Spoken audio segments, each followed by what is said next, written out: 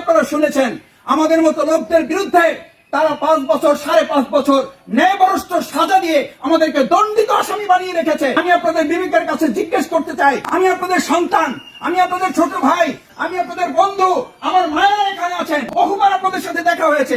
এই জায়গায় সেলাই মেশিন বিতরণ করেছি, এই জায়গায় শীতবস্ত্র বিতরণ করেছি, এই জায়গায় বন্যার সময় আমরা খাদ্য বিতরণ করেছি। আপনার কাছে কি মনে হয় আমাদের মতো এই লোকদের বিরুদ্ধে 5.5 বছরের রায় দিয়ে আমাদেরকে সাজাপ্রাপ্ত দণ্ডিত আসামি বানানো যায়? কিন্তু দণ্ডিত আসামি বানিয়ে তারা শেষ করে নাই। আমাদের এই সমাজ কল্যাণমূলক কার্যক্রমগুলোকে শেষ করে দেওয়ার জন্য আমাদের নেতৃবৃন্দকে পর্যন্ত তারা ফাঁসি দিয়েছে।